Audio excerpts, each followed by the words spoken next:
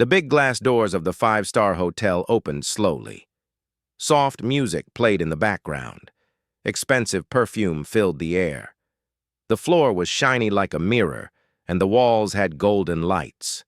Everyone inside wore neat uniforms and smiled at rich guests. But then, the smiles stopped. A girl walked in wearing an old faded dress. Her shoes were worn out. Her scarf had a small tear.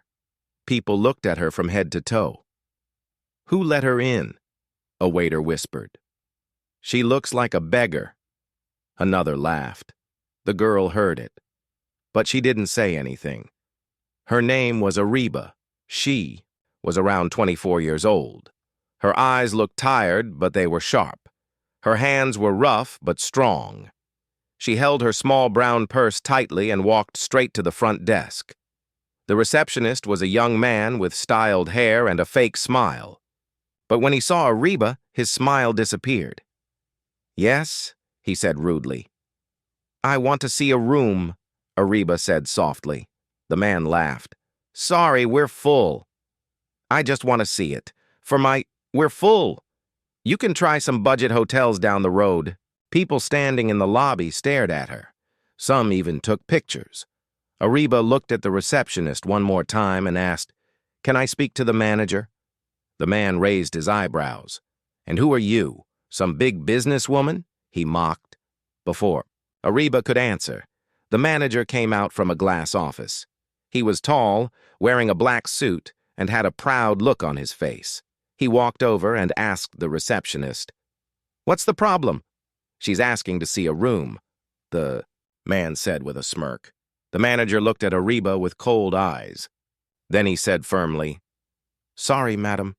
We don't allow visitors to just walk in and look around. This is a high-standard hotel." Ariba nodded slowly. "Okay," she said.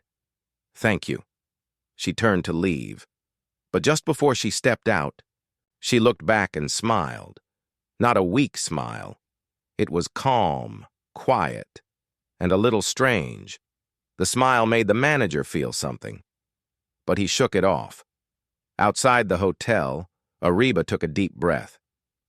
The street was busy. Cars honked and people walked fast. She didn't stop.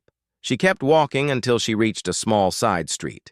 There, behind a tea stall and a clothing shop, was an old building with broken windows. She entered the building and climbed 3 floors up. Her room was small. The paint was peeling and the fan made noise, but it was home. She sat on the floor and opened her purse. Inside was a notebook, a pen, and one 500 rupee note. She looked at the money, then wrote something in the notebook. "They laughed at me today. Good. That means they don't see me as a threat. That means I still have time." She closed the notebook and looked out the window. Ariba had a plan. 3 years ago, Ariba lived in a big house. Her father was a businessman. They had cars, servants, and everything a girl could dream of. Then, her father died suddenly. The day after his funeral, her uncles came with papers. Her mother, still crying, signed some of them. Ariba didn't understand them at that time. Within 2 weeks, everything was gone. Her father's factory, their house, even their bank account. They were left with nothing. Her mother got sick from the stress. Ariba started working as a housemaid. She cleaned homes during the day and washed dishes in the evening. But Ariba was not like others. She listened. She watched. She learned. While cleaning the office of a rich businessman, she once heard 2 men talking. "The Grand Palace Hotel is sinking," one said. "They're in debt. If someone offers cash fast, they might sell cheap." Ariba's ears became alert. She started visiting the hotel from outside, watching the staff, watching the guests, learning how it worked. That hotel, the one where the staff laughed at her, was the same hotel, the Grand Palace. Back in her small room, Ariba made tea and opened her notebook again. She wrote, "They don't know me now, but they will." Her phone rang. It was Cheyenne, her only friend from college. He had become a lawyer. "Did you go there today?" he asked. Yes, she replied. And? They laughed. There was silence on the line. I'm sorry, Ariba, Cheyenne said gently. Don't be, she said. They gave me exactly what I needed. What do you mean? They showed me who they really are. Now I know how to deal with them. That night, Ariba didn't sleep. She sat by the window watching the stars. In her mind, she saw the hotel lobby again. The lights, the people, the receptionist's smirk. She imagined walking in again, not in old clothes, but in a designer dress. This time, the manager would not ask her to leave. This time, he would stand up when she entered. She smiled again. The same calm, strange smile. She didn't want revenge. She wanted respect, and she was going to earn it step by step. No one knew yet. Not the hotel staff, not the city. But Ariba was coming. The morning light came through the small window of Ariba's room. She hadn't slept much. Her eyes were red, but her heart was steady. She made tea quietly and looked at her notebook again. On the first page was a name, the Grand Palace Hotel. Below it, she had written, "They took everything from me. Now I will take it back, not with anger, but with power." Ariba's life was never supposed to be this way. 3 years ago, her life was full of happiness. She lived in a big white house with flower pots on the balcony. Her father, Mr. Shahbaz, was a kind businessman. He owned a chain of garment factories and was respected by everyone. Ariba was the only child.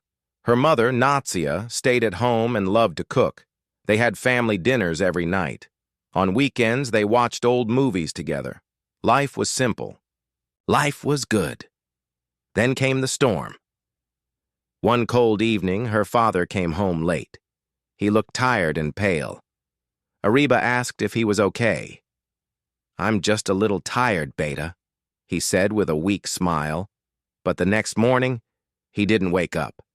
He had a heart attack in his sleep. Everything changed after that.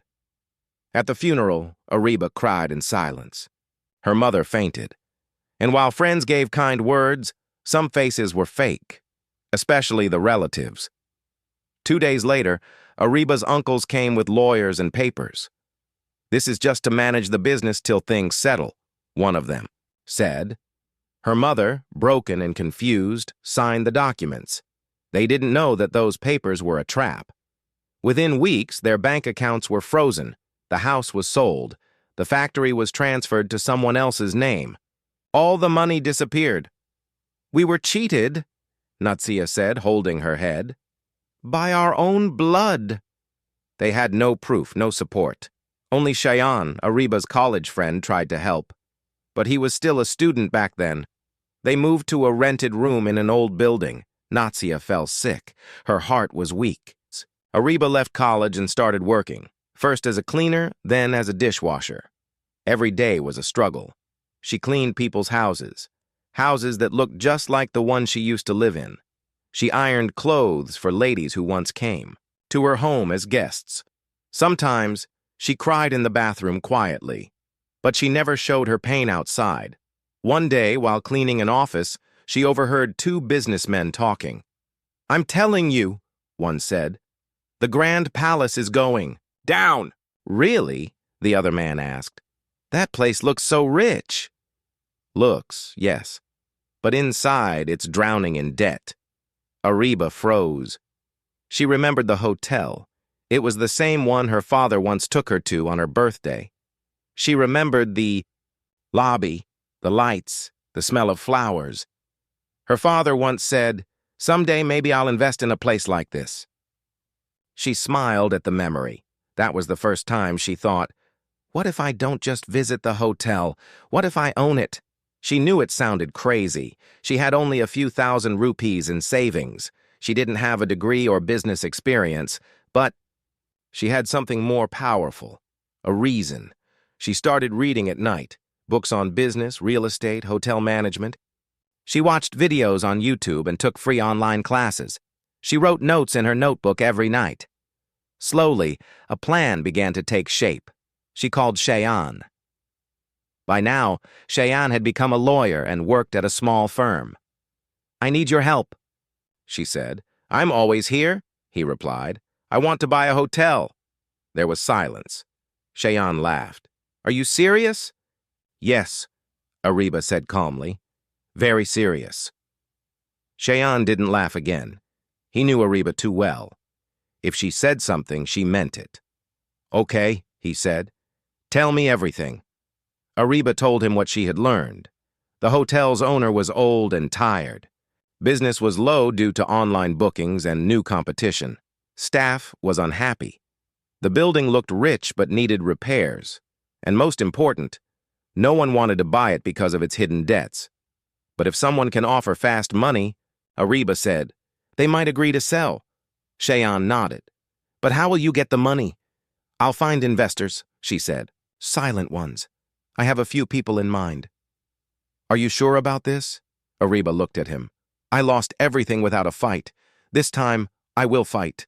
She started meeting small investors, tailors, shopkeepers, old friends of her father. She showed them her plan. She promised them monthly returns. She asked for small amounts, but from many people. Some said no, but some said yes. They remembered Shabazz. They trusted his daughter. Within 6 months, Ariba had enough to make an offer.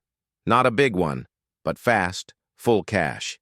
Now, she needed to see the hotel again, from the inside. That's why she had gone there in part 1. She wore cheap clothes on purpose. She wanted to see how the staff treated someone they thought was nobody. Now she knew.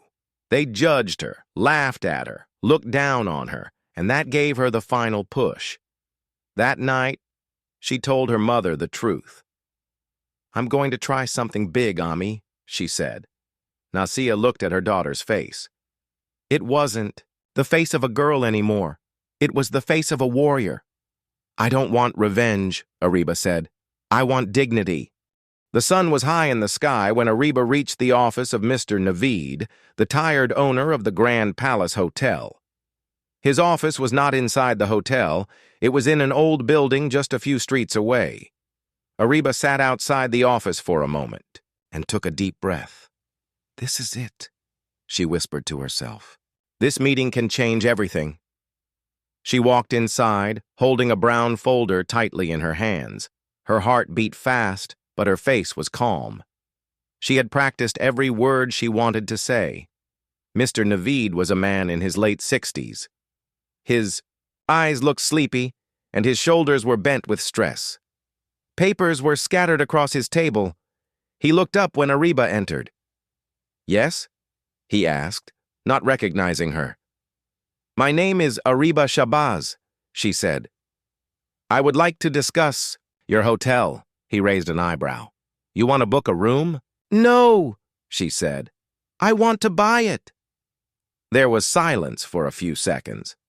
Then Mr. Naveed laughed, a small, dry laugh. "Do you know how many people have tried to buy it? Big names, big companies, but they all walk away when they see the real condition."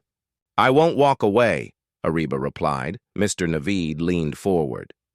"Why do you want my hotel?" Ariba looked straight into his eyes. "Because I see value where others don't." He didn't believe her at first.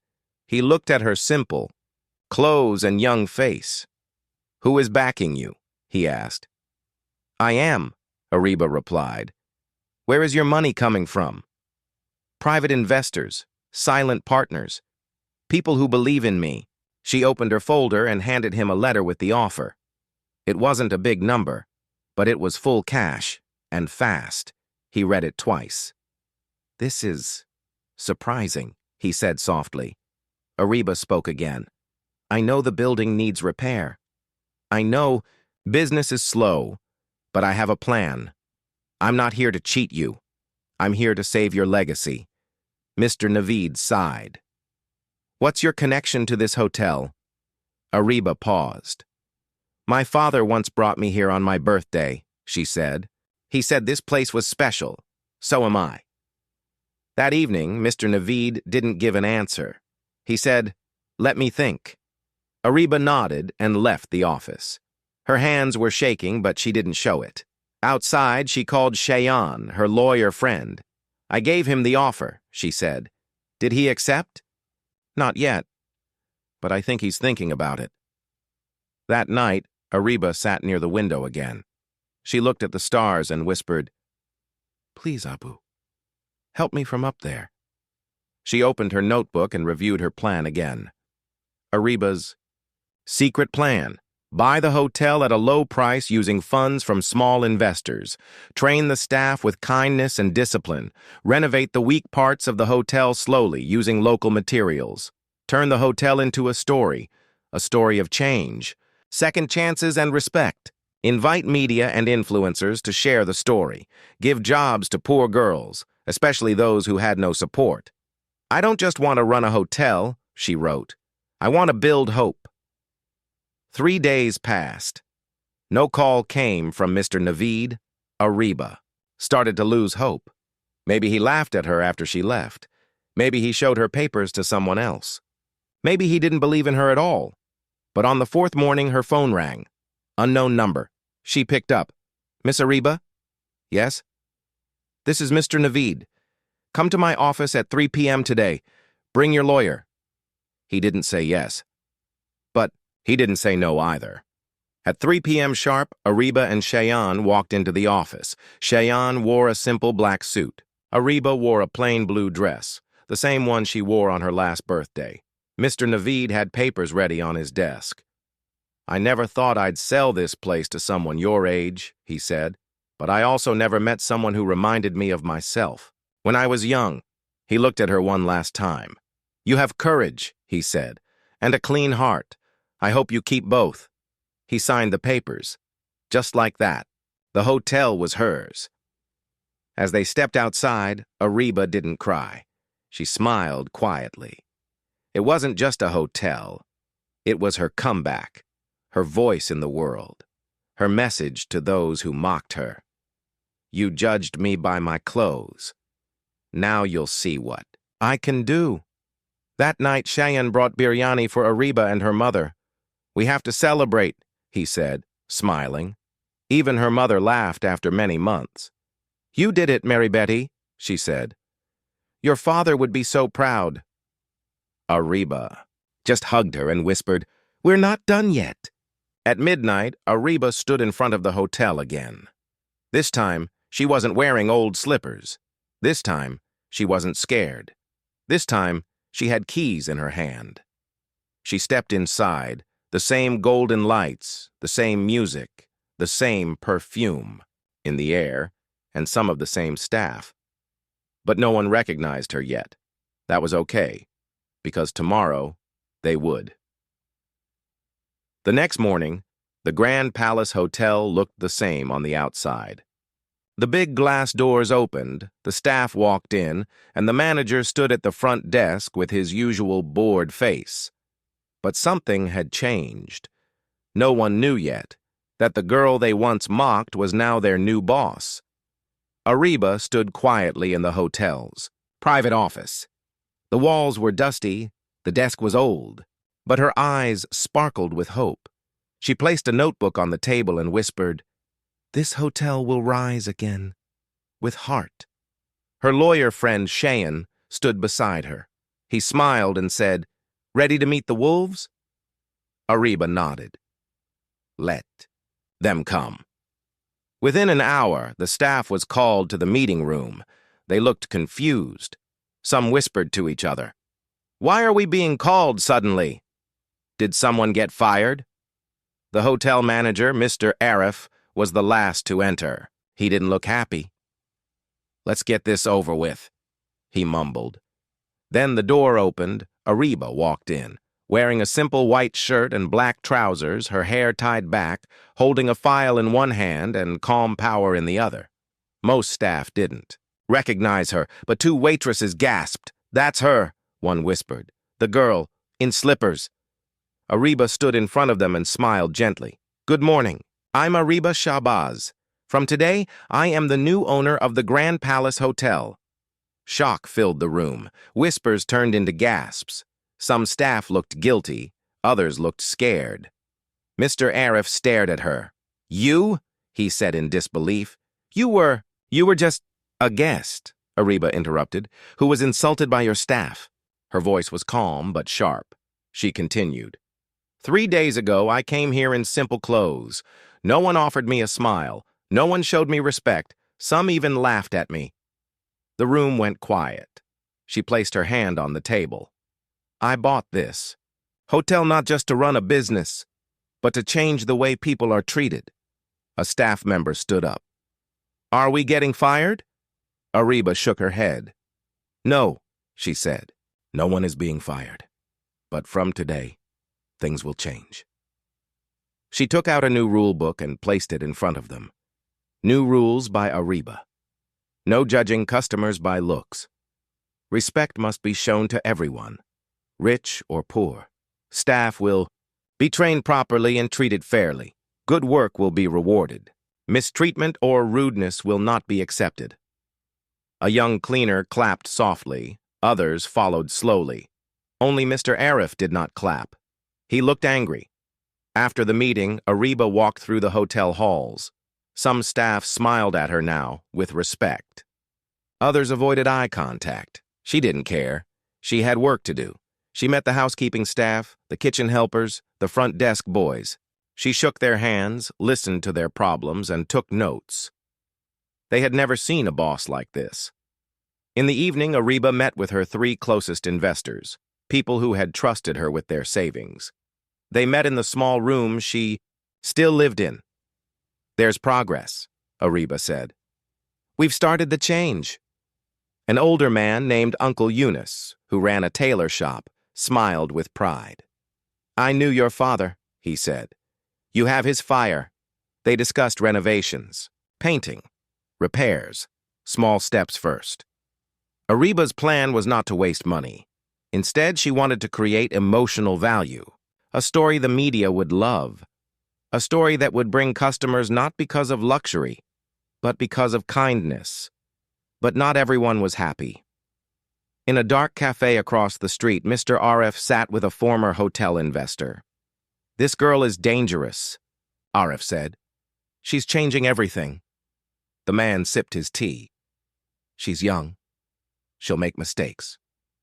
We have to stop her before she becomes strong, Arif said. The man leaned in. I may know someone who can help us. They both smiled coldly. Back at the hotel, Ariba was sitting in her office alone. She looked around. The desk was old.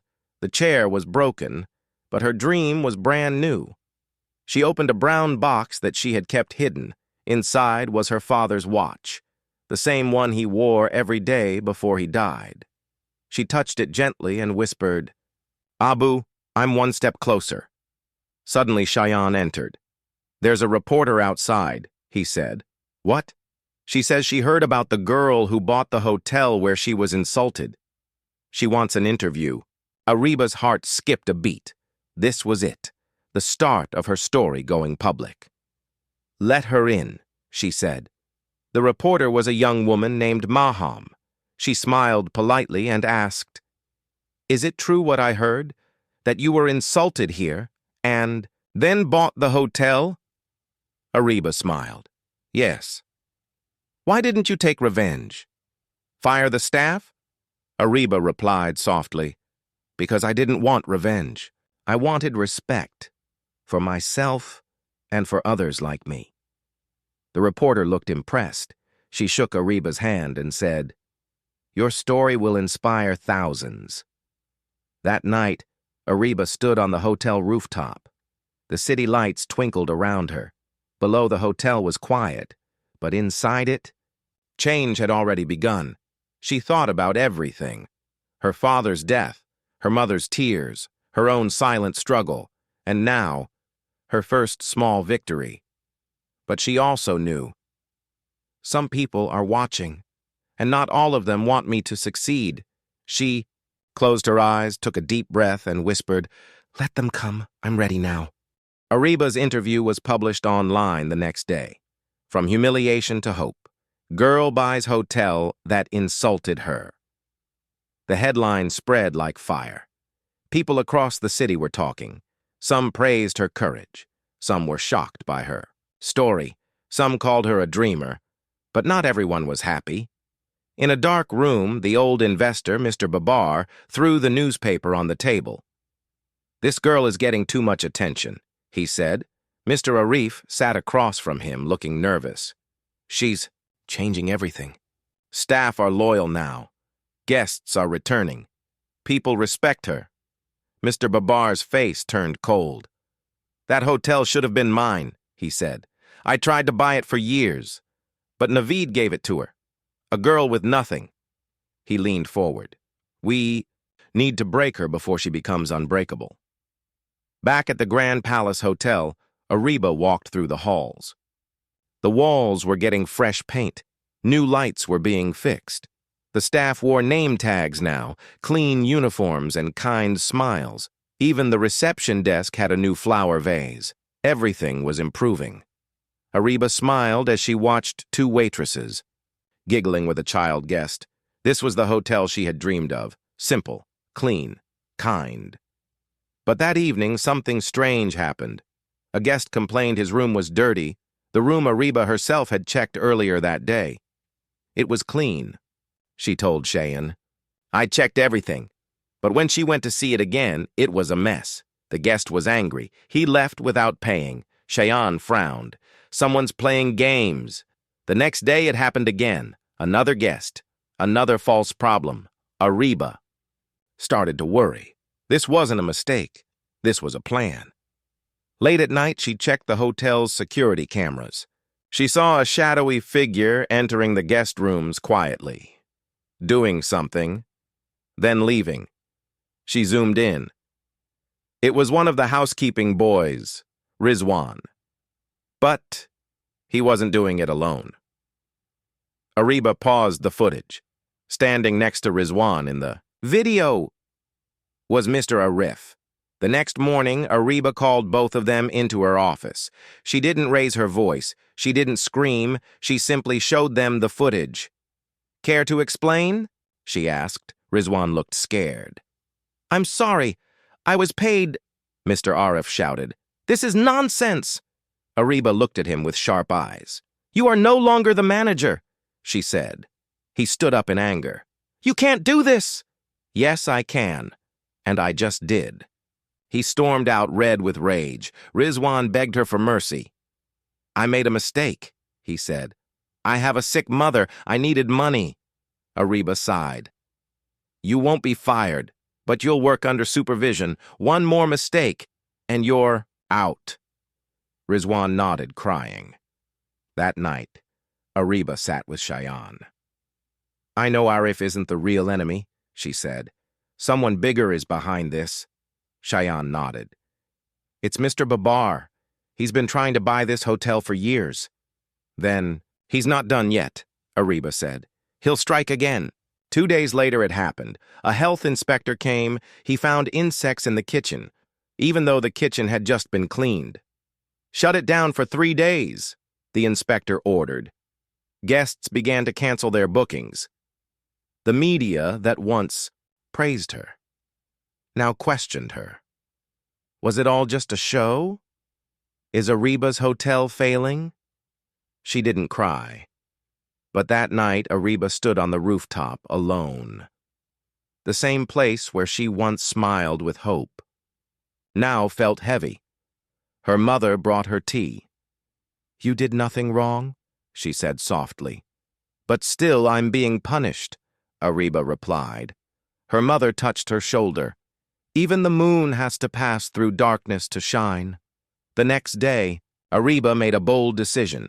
She called a press conference. Reporters gathered at the hotel lobby. Flashes, cameras, questions.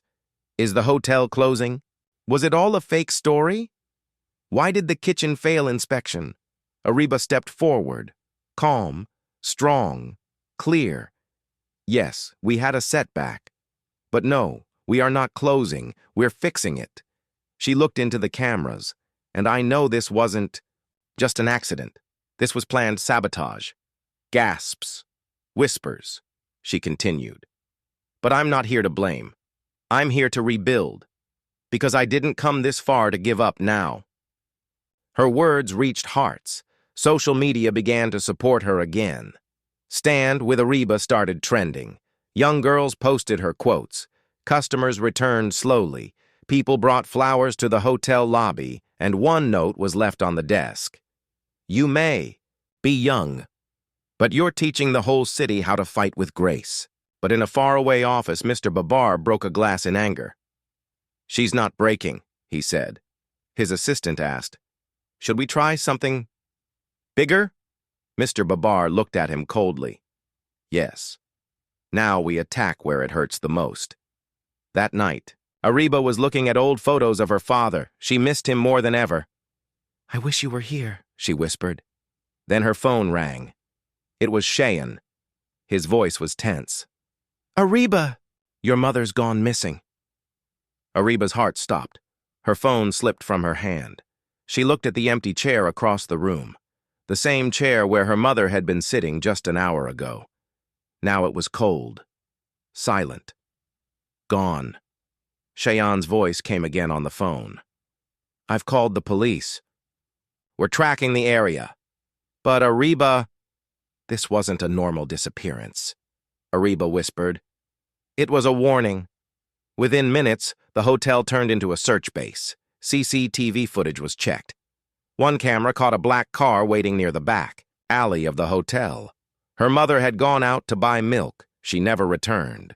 Two masked men had pushed her into the car and vanished. The number plate was fake. No trace, no witness, only fear. Ariba stood in the hotel corridor, eyes blank, fists shaking. The staff stood behind her, silent and scared. I won't let them break me, she said. But they touched my mother now. That means war. That night, a small envelope was found on the hotel's reception counter. It had no name, just a message inside. Close the hotel. Walk away, or your mother disappears forever. Tears filled Ariba's eyes. Her hands trembled, but her heart burned with rage. She showed the letter to Cheyenne. This is Babar's game, she said. He couldn't beat me with lies. Now he's using fear. The police tried their best but found nothing. The media got the news. Owner's mother goes missing. Is it revenge? Mysterious threat shocks hotel staff. Crowds started. Gathering near the hotel, some came to show support, some just to gossip. Ariba ignored them all. She sat alone in her office holding a photo of her mother. You never gave up on me, she whispered. Now I will not give up on you. That night she had a plan. She remembered something. When she had fired Mr. Arif, he had said, You can't do this. It wasn't just anger. It sounded like someone had promised him power. She checked hotel records. Mr. Babar had once invested in the hotel 5 years ago, but the deal had failed. That's why he wanted it back. And now he would do anything, even kidnap. Ariba made a call to a private investigator, Mr. Salman, an old friend of her father. Help me, she said. I need someone who can go deeper than the police. Salman agreed. I will find her. But be ready. The truth might hurt. Meanwhile, Ariba's staff stood behind her like a wall. The same people who once laughed at her now protected her dream. Rizwan, the cleaner, stood guard outside. The receptionist handled calls and kept media away. Even the chef, an old man with back pain, cooked food for police volunteers working on the case. The hotel had changed, because Ariba had changed their hearts. 2 days passed. No news. Then, a call came. It was Mr. Salman. I have a lead, he said. There's an old farmhouse outside the city. I saw someone matching your mother's description there. Ariba stood up. I'm coming, Salman warned her. It could be dangerous. I don't care, she said. She's my mother. They reached the farmhouse at midnight. The road was dark, the air cold. Ariba's heart beat like a drum. They waited, watched. Then they saw 2 guards outside, armed. Salman whispered, It's her. I saw her in the back room through binoculars. She's alive. Ariba felt a tear roll down her cheek. But there was no time to cry. They called the police, but Ariba couldn't wait. "I'm going in," she said. Salman grabbed her arm. "No, it's dangerous." But Ariba had already stepped out. She walked up to the gate slowly. Then she screamed, "Tell Babar I'm here. You want the hotel? Take it, but give me my mother." The guards pointed their guns. But suddenly, sirens, police cars, flashing lights. They surrounded the farmhouse. Shots were fired in the air. The guards dropped their weapons. Police ran inside. And there, in a small locked room, sat her mother, tied to a chair, tired, but alive. Ariba ran to her, held her in her arms. "I'm here, Ami. I'm here." Her mother cried softly. "I knew you'd come." Babar was arrested the next day. His crimes were all over the news. Businessman arrested for kidnapping. Ariba fights back, saves her mother. People flooded the hotel with flowers. Guests booked rooms just to support her. One woman said, "She's not just a hotel owner, she's a lioness." Later that evening, Ariba stood outside the hotel with her mother. The lights were glowing. Staff were smiling. Her dream was alive again. Her mother held her hand and said, "You lost everything once. You built everything again. And now, the city stands with you." Ariba looked up at the sign, the Grand Palace Hotel, and whispered, "This is just the beginning."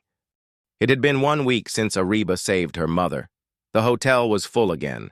Smiles had returned. Even the kitchen staff were laughing while cooking, but something still felt unfinished. Ariba sat alone in her father's old office, now hers. She opened his drawer, touched his notebook, his handwriting, his sketches, his dreams. "Abba, I wish I knew more about you," she whispered. Suddenly, the receptionist knocked. "Madam," he said, "there's someone asking for you." "Who is it?" The receptionist looked unsure. He didn't give his name, just said, "He knew your father." Ariba walked to the lobby slowly. A man stood near the entrance. Tall, gray hair, a walking stick in one hand, and sadness in his eyes. When he saw her, he took off his cap. "You look like him," he said softly. "Your father." Ariba felt a strange warmth in her chest. "Who are you?" The man paused. "My name is Wali. I was your father's business partner many years ago." She invited him to her office. He looked around with gentle eyes. He wanted this place to feel like home for every guest. He always said, "Money can't buy kindness." Ariba smiled faintly. "No one ever told me much about him, only that he was good and honest." Wali nodded. "That's true. But there's something more, something he never told you." Ariba leaned forward. "What is it?" Wali took out a small brown diary. "I kept this for years. After your father died, I couldn't forget him. He was my only true friend." He placed the diary on the table. "I think it's time you read it." That night, Ariba sat in her room and opened the diary. Inside were short notes, some about guests, some about food recipes. And then, one note caught her eye. "If anything happens to me, tell Ariba the truth. She has to know. I didn't sell the hotel willingly. I was forced." Her hands froze. She kept reading. "I had debts. I took a loan from someone powerful. When I couldn't pay, he threatened me. I signed everything away to protect my family." Tears filled Ariba's eyes. All her life she thought her father lost the hotel in business, but now she knew. He gave it up to save them. The next morning she called Wali again. "Who forced him?" she asked. Wali hesitated. "A man named Malik Haroun. Rich, dangerous. Your father borrowed from him during your mother's illness." "Is he still alive?" Wali nodded. "Yes, but no one dares speak against him." Ariba clenched her fists. "I'm not scared." Later that day, a black car parked in front of the hotel. A well-dressed man stepped out. He was tall, clean-shaved, his eyes cold. He walked straight to the reception. "I'm here to see Miss Ariba," he said. "Tell her. Haroon has come. Home." Ariba met him in the lounge. "I know who you are," she said, staring him down. Haroon smiled. "Good. Saves time." She stood tall. "You destroyed my father, took what wasn't yours." Haroon didn't flinch. "He owed me. I simply collected. Business is never personal." Ariba's voice rose. "You call blackmail business?" Haroon leaned closer. "You may be brave, but you don't understand how the world works. Keep your hotel, but remember, I built empires while you were learning ABCs." He turned and left without another word. Ariba sat in silence. Cheyenne entered and asked, "What happened?" She looked up, her eyes sharp.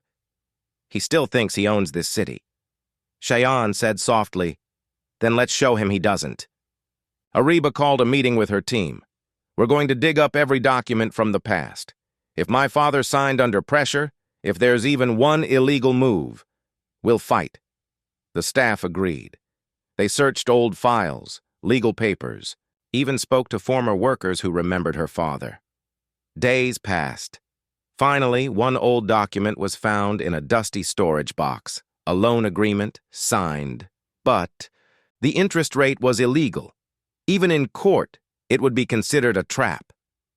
Cheyenne smiled. "This is it. We have proof." Ariba called a press conference. The hall was full. Reporters, camera lights, curious eyes. She stood on the stage, holding the document. "My father didn't lose the hotel. He gave it up to protect us from a man who used power to steal." She raised the paper. "This proves the loan was illegal, and now justice will speak." The next morning, the city woke up to headlines. "Hotel girl exposes billionaire's past." Justice. After 15 years. Daughter fights back. Ariba filed a legal case. People stood behind her once again. Even government officials started looking into Haroon's past. At night, Ariba walked alone into her hotel garden. The wind was calm. The stars were shining. She looked up and whispered, "Abba, I found the truth. You didn't fail. You protected us. And now, I'll protect your name." Just then, her mother walked up beside her. "You're not just fighting for a building," she said. "You're fighting for your father's soul." Ariba nodded. "And I won't stop until the truth wins." The courtroom was silent. Every seat was full. Cameras outside, reporters inside. People had come to watch a girl, once mocked for her cheap clothes, now stand against a powerful man. Ariba sat on one side with her lawyer and Cheyenne. Across the room sat Malik Haroon, calm, confident, dressed in a black suit. He looked at Ariba and smiled coldly, but she didn't smile back. She was ready. This was her father's fight, and now it was hers. The judge entered. Court is now in session. The lawyers began. Haroon's lawyer spoke first. He said, "My client gave a legal loan. There was no force, no crime, just business." People nodded slowly. He sounded smart, confident. Then it was Ariba's turn. Her lawyer stood up. "My lord, we have proof this was not a fair loan. The interest rate was over 400%. That is illegal and dangerous." He gave the judge the original document. Then he pointed to Ariba. "She is here to protect her father's name, a man who died with a broken heart, because someone used fear to steal everything from him." The judge read the document slowly. Then Ariba stood up. She spoke from her heart. "My father didn't lose because he was weak. He lost because he was kind, because he wanted to protect his family. He didn't fight back, but I will."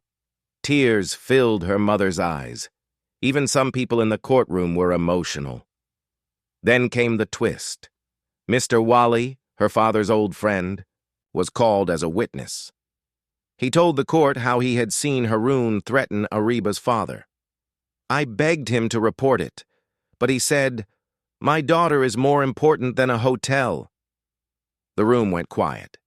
Ariba's hand held her father's. "Diary tightly," she whispered.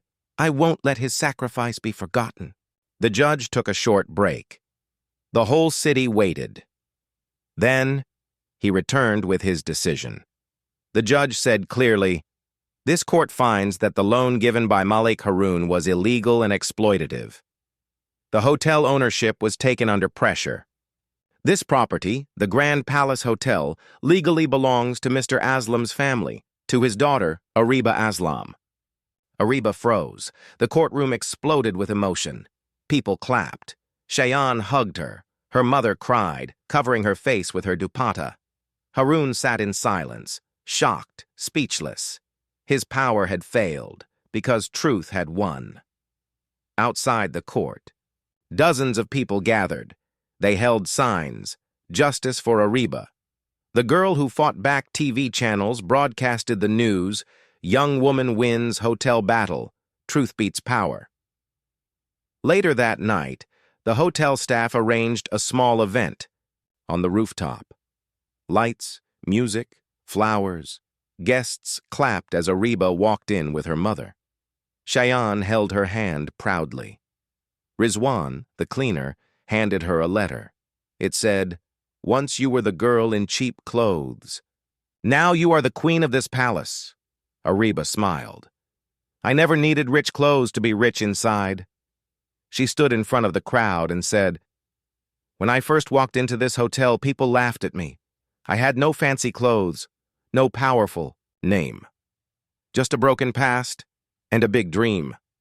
But I believed in one thing. Kindness always comes back, and truth always wins." The crowd stood and clapped for minutes. Even people who once mocked her now looked at her with respect. She had changed everything, not just the hotel, but hearts. That night, Ariba walked to her father's old chair. She sat down, touched the table, and whispered, "Abba, I did it. For you." Then she looked at the hotel sign glowing outside, the Grand Palace. Hotel Ann smiled, because this time it truly belonged to her.